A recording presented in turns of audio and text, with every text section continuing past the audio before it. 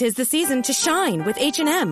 Discover the holiday collection and find fashionable pieces for your wardrobe or for under the tree. Get inspired and dazzle with this year's glam. From tuxedo styles, bow detailed pieces, impressive prints, and more. From unforgettable looks to unforgettable gifts. With fashion finds to home decor, find it all at H&M. Treat your loved ones and yourself this season. Shop in-store or at hm.com. This episode is brought to you by Vital Farms. Isn't it bullshit to have to question where your food comes from? At Vital Farms, you can trace your pasture-raised eggs all the way back to the source, the pasture. On the side of each pasture-raised carton of eggs, you'll find the name of the farm where your eggs were laid. And when you look the farm up on their website, you'll get a peek at all the sunshine, fresh air, and open space the hens enjoy. Learn more and find out where to buy them at vitalfarms.com. Vital Farms, keeping it bullshit-free. This episode is brought to you by Kia's first 3-row all-electric SUV, the Kia EV9, with available all-wheel drive and seating for up to 7 adults, with a 0 to 60 speed that thrills you 1 minute and available reclining lounge seats that unwind you the next. Visit kia.com/EV9 to learn more. Ask your Kia dealer for availability. No system, no matter how advanced, can compensate for all driver error and or driving conditions. Always drive safely. This episode is brought to you by Shopify. That's the sound of switching your business to Shopify, the global commerce platform that supercharges your selling. Harness the best converting checkout and same intuitive features, trusted apps, and powerful analytics used by the world's leading brands. Stop leaving sales on the table. Discover why millions trust Shopify to build, grow, and run their business. Sign up today for your $1 per month trial period at shopify.com/tech23. This episode is brought to you by Starry. When you drink Starry Lemon Lime Soda, every sip is a win. Perfect for game time or anytime. It's a crisp, refreshing lemon lime soda that's caffeine-free and bursting with flavor that makes you go, ah. Starry hits different. Find it in stores or online today. Welcome to the HCI family of podcasts. We're your source for personal, professional, and organizational growth and development. We share our own original research, explore industry trends, and interview executives and thought leaders from across the globe. Join us for practitioner-oriented content around all things leadership, HR, talent management, organizational development, and change management. Maximize your personal and organizational potential with the HCI family of podcasts.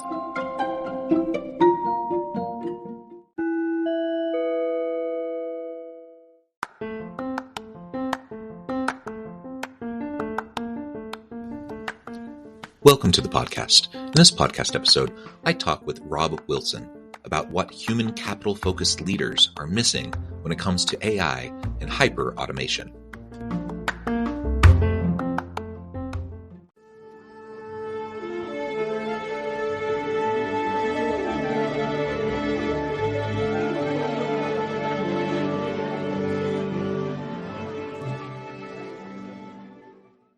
Robb Wilson, welcome to the conversation today. It is a pleasure to be with you. You're joining us from the Bay Area. I'm south of Salt Lake City in Utah. And today we're going to be talking about what human capital-focused leaders are missing when it comes to AI and hyper-automation.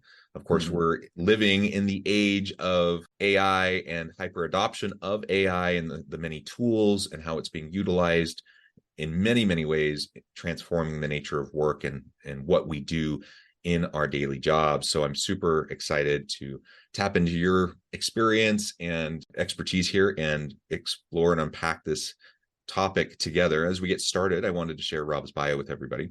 Robb Wilson is a Wall Street Journal bestselling author of one of the few technology books that a bestseller in the business category, and is visionary behind OneReach AI, the highest scoring company in Gartner's first critical capabilities for enterprise conversational AI platforms report. Robb has spent more than 2 decades applying his deep understanding of user-centric design to unlocking hyper-automation. In that time, he built UX Magazine into the world's largest experience design publication, while simultaneously creating effective UI, a full-service UX firm that competed with IDEO and Frog Design. And I could go on to talk about all the different awards and startups and all the many different accolades, but I'm going to pause there. Anything else, Robb, that you would like to highlight or draw attention to from your background or personal context before we dive on in? No, that's plenty. Thank you. Well, thank you for joining me. Why don't you start by just laying out the foundation behind OneReach AI? What are you hoping to accomplish there? And then we can dig into more conversation around hyperautomation and the human capital focused approach. Yeah, sure. I'm addicted to problem solving. I'm just, you could sort of trace my career as just checking on one problem and then raising the bar and trying another harder one and iterating. Crypto is like the financial system, but different. It doesn't care where you come from, what you look like, your credit score, or your outrageous food delivery habits. Crypto is finance for everyone, everywhere, all the time. Visit kraken.com/see what crypto can be to learn more. Not investment advice. Crypto trading involves risk of loss. Cryptocurrency services are provided to U.S. and U.S. territory customers by Payward Ventures Inc. View PBI's disclosures at kraken.com/legal/disclosures. Make big career moves and save when you join 100,000 of your peers at the Healthcare Financial Management Association. Access certifications, e-learning, webinars, regulatory resources, compensation data, and a vibrant local chapter network. It's everything you need to boost your healthcare finance career and impress your boss. Get $25 off membership with code Spotify when you join today at hfma.org/Spotify. This episode is brought to you by Klaviyo, the platform that powers smarter digital relationships. With Klaviyo, you can activate all your customer data in real time, connect seamlessly with your customers across all channels, guide your marketing strategy with AI-powered insights, recommendations, and automated assistance. Deliver experiences that feel individually designed at scale and grow your business faster. Power smarter digital relationships with Klaviyo. Learn more at klaviyo.com/Spotify. That's KLAVIYO.com/Spotify. This episode is brought to you by Tinder. Cuffing season is in full effect, which makes Tinder the place to be right now. There's a new wave of folks coming back to the app, ready to find love, fun, or just a new friend. And if you're worried about never meeting up with your matches IRL, don't be. 1.5 million Tinder users go on dates in person every week. Explore all of the possibilities for yourself. Tinder. It starts with a swipe. Download Tinder today. You have goals. Reach them fast with IU Online's accelerated degree programs. Our 6- and 8-week courses are taught 100% online and can fit any schedule. Advance your career with a bachelor's in data science. It only takes 10 minutes to apply. Earn an Indiana University degree that's valued around the world. Get started today at IU Online. And so the problem I set out to solve was at that time really focused on, I was invited to an Oxford debate, and it was about whether technology is leaving people behind. And the two sides of the debate were interesting. The two arguments, one is, the fit of the fittest. You can't stop technology. Just you either keep up or you fall behind. And then the other is we need to regulate and slow it down and give people a chance to catch up. And I really didn't like either answer. I thought both answers were bad answers. And so, and then being so involved in both technology, but also the UX community, I thought this problem really falls squarely on the shoulders of the UX communities. Like this should be, sort of a problem number one statement for UXers. And I just became obsessed with that problem and saying, how do we not, have to either resort to one or two or the other of those options. And so that came down to trying to think about no code and how to make technology more accessible. And then that sort of led to conversation. So if you're going to create a no code tool for building applications and you don't know how long it's going to take you to pull it off, because it's a really huge challenge, and I don't think anybody's pulled it off, even though they all say they have. Yet I think we've gotten really close, and one of the main reasons is I decided since I don't know how long this is going to take to solve, I need to solve the applications of tomorrow, not the applications of today. I need to allow people to be able to build what they're going to need to build, not what we are building. So I went into sort of a deep research mode and came up with all interfaces will be in one form or another conversational in the future. Therefore, I'm going to create a no-code platform for creating conversational experiences versus graphically based ones. So there's the, I guess, not so short, but for me, short version. Yeah, no, that's super helpful. And I agree. That Oxford conversation that you were having, that panel, those are the types of arguments that I hear constantly. And I think they're both really important perspectives, absolutely. But it seems like we are missing a major component when we're kind of bifurcating and thinking about them in those ways. And I just think it's more complicated and nuanced than either of those approaches really allow for. So I appreciate what you're attempting to do there at OneReach and in all the work that you've been doing. And I appreciate the UX design kind of perspective on this and approach. And, I do a lot of work in the organizational leadership and people management space. And of course, AI, ChatGPT, and all the others that have really come out and been mass adopted over the last 10 plus months has freaked a lot of people out. And, they're like, what's going to happen? My jobs are going to go away. How am I going to be relevant? How am I going to have a career, et cetera, et cetera, et cetera.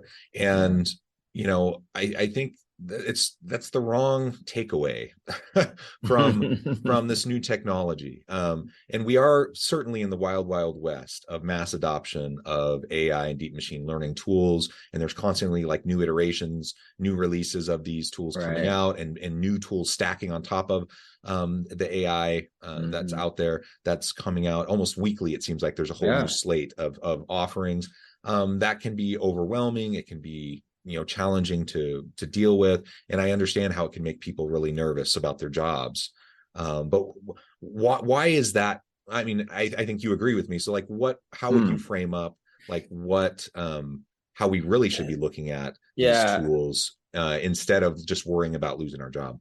Yeah, we were recently given an award for best AI for HR. And I think the number one reason, or they said the number one reason, is because of our focus on enhancing the employee experience, that it wasn't focused like many of replacing or automating people out of a job.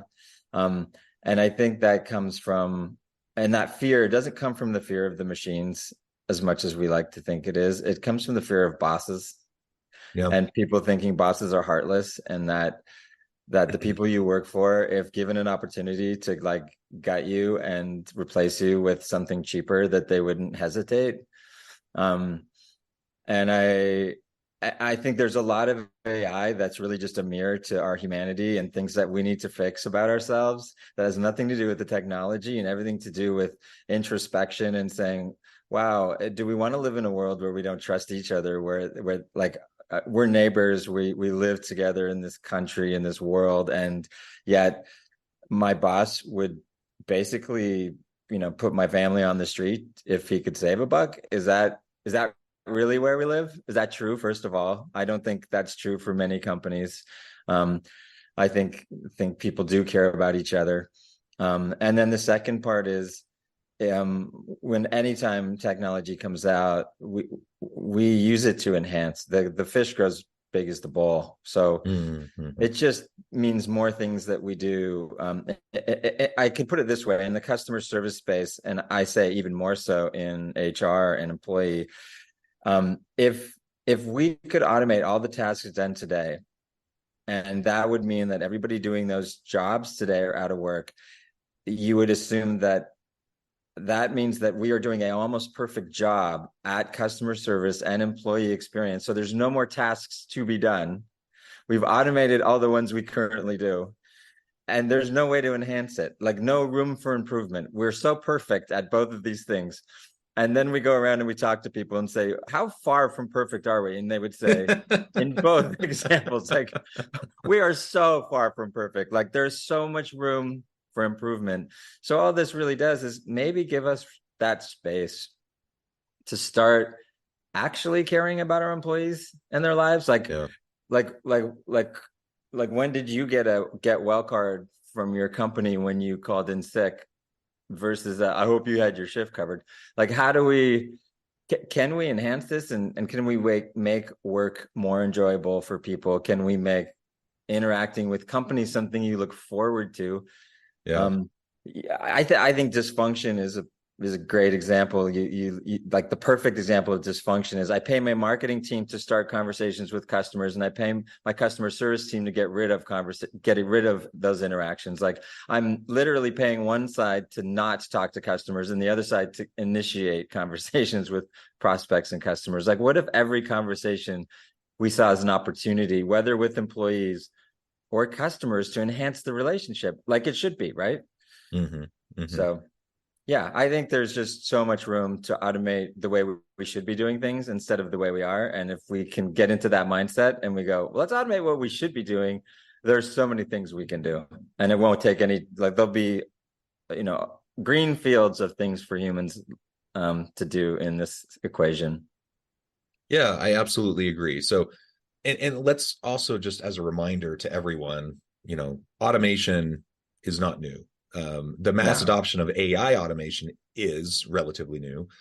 But we've always been automating, and we've always been, slowly but surely at times and rapidly at other times displacing certain tasks and certain types of things that people have done. And that will always happen, as we come up with different tools and machinery and technology that can allow us to automate things that are repetitive and we just don't need a human being to do. So that's what continues to happen. It will always happen. And I personally know that I appreciate how many of the technological tools of the past decade plus have freed up more and more of my time to do the stuff that I'm passionate about, that I feel really drives meaning and purpose in my work. And I'm able to do the more innately human elements of my work because I don't have to spend as much time doing some of the other necessary things that have to get done. But now there are tools that can help me do that. And that's how it's always been, right? So on the one hand, we can think about, will there be some displacement of certain tasks and certain responsibilities for different things? Sure, but that's always how it's been, and we're always going to be adapting. And I don't know of anyone who wants to go back to typewriting pools, for example, or go back in time a little bit and think about how we used to do things decades ago. And most people are saying, no, we don't want to do that. So overall, this is a good thing. But I really like how you're framing it up in terms of there are always areas for improvement. And why don't we improve? Why do we still continue to have issues with customer service? Why do we still continue to have issues with employee experience and all the HR internal workings of an organization?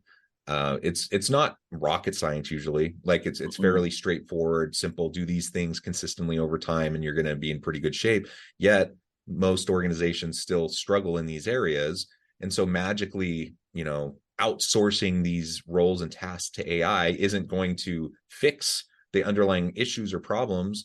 And it's not going to erase our need to continue to try to be creative and iterate and do cool new things in these spaces. And that's a human question, right? That's a human challenge.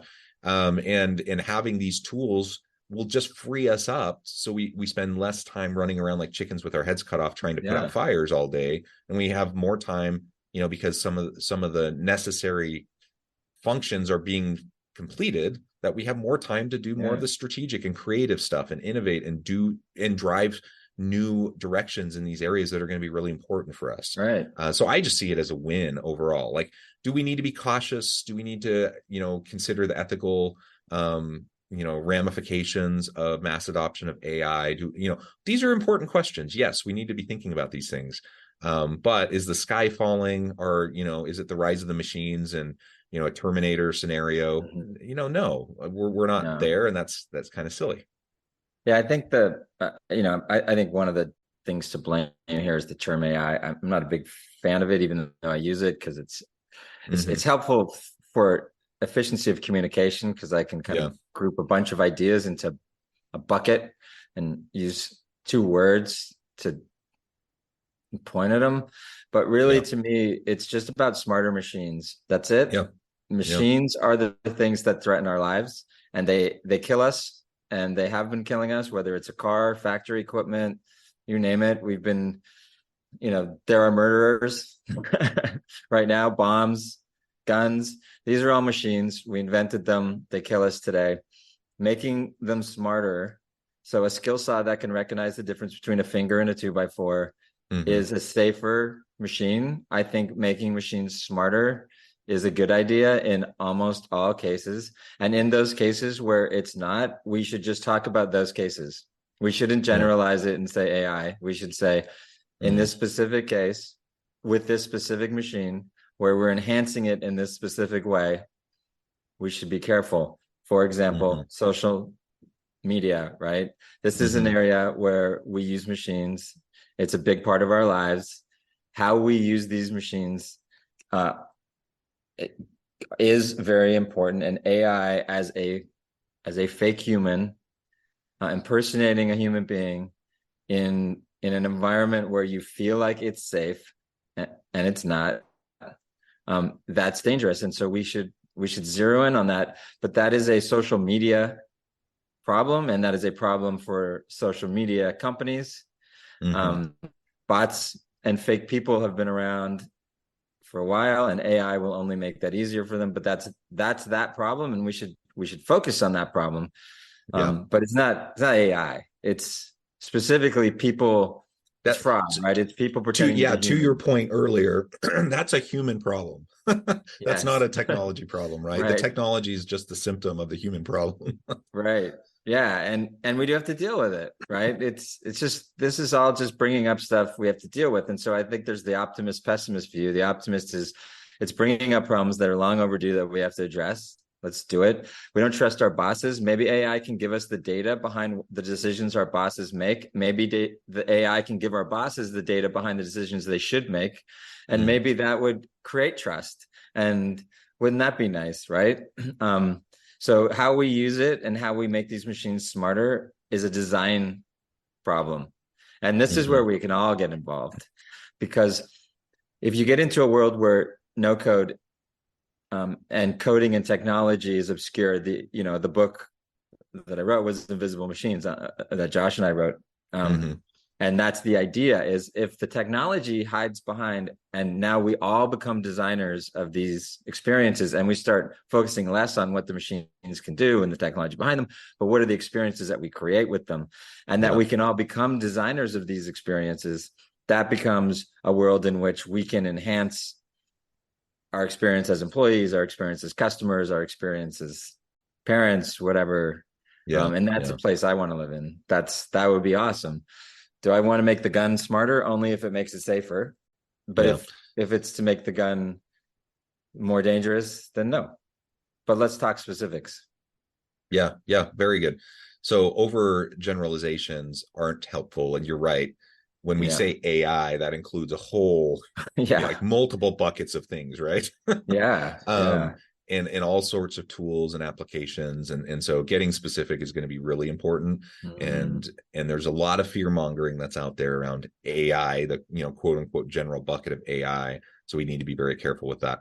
Something else, we've referred to it. I think everything we've been talking about up to this point has been relevant to it.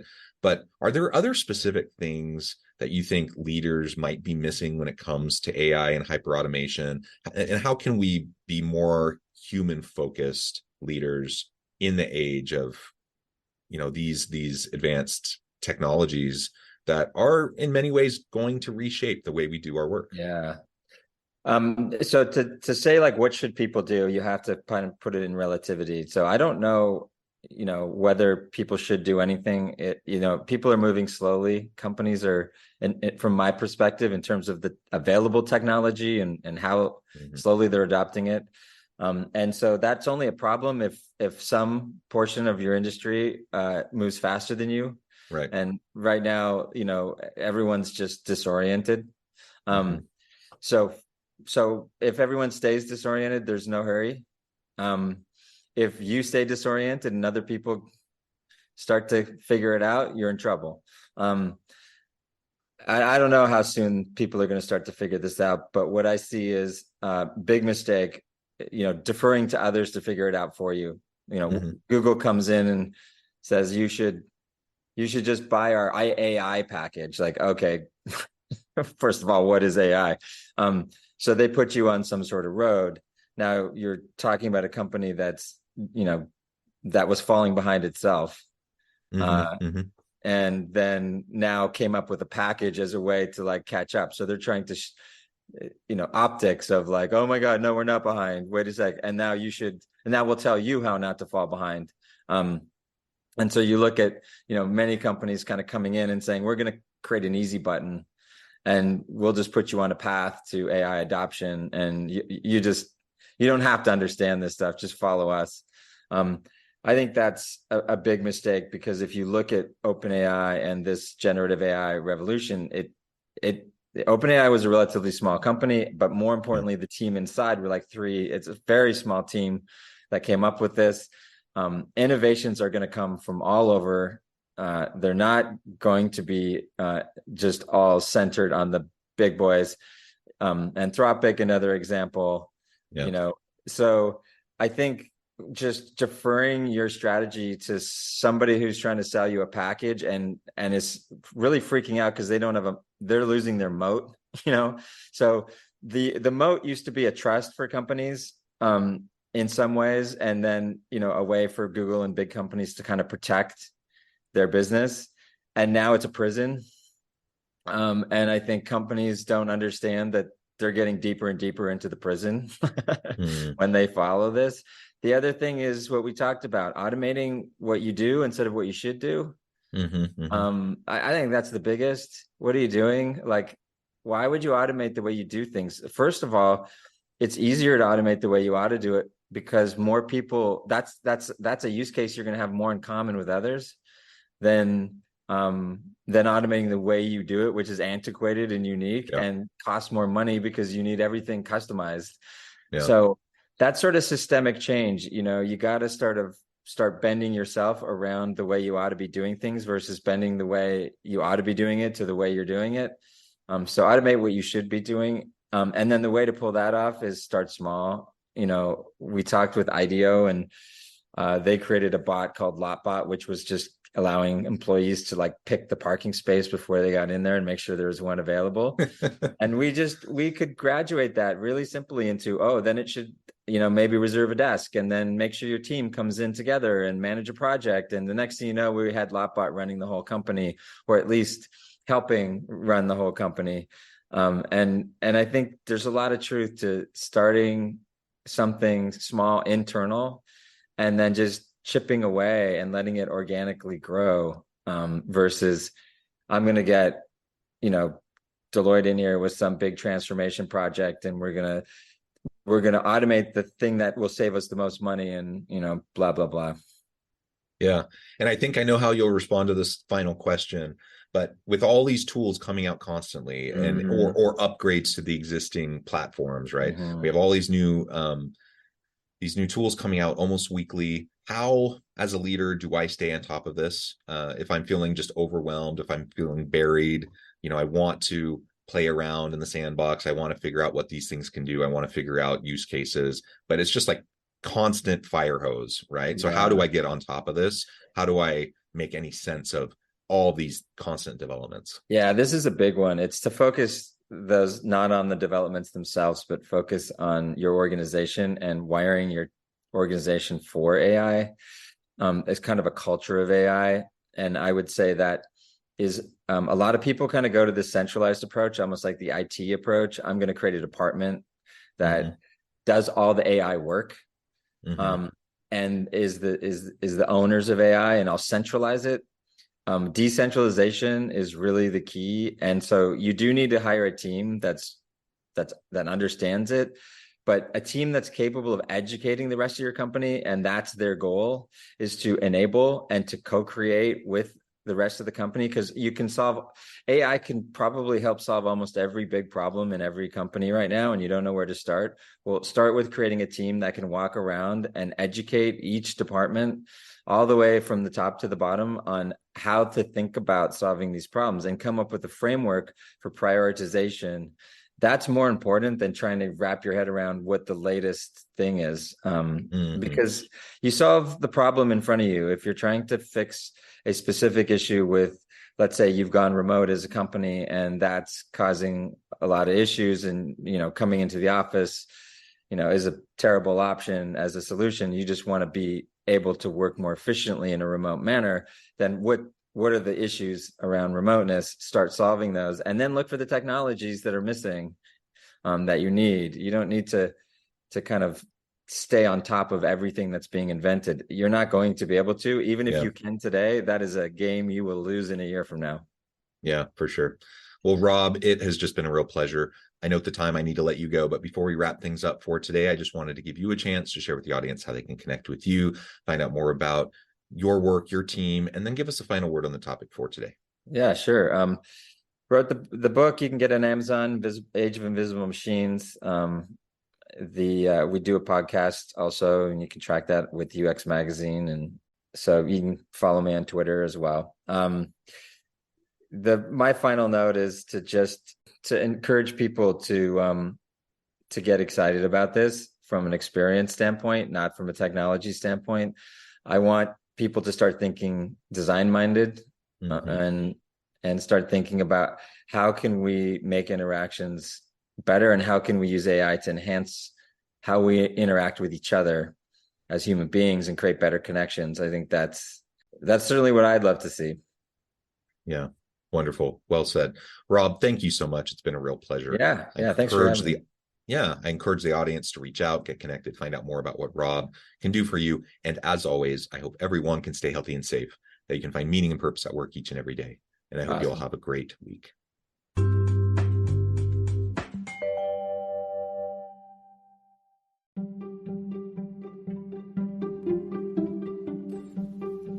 Thanks for joining us for this episode of the podcast.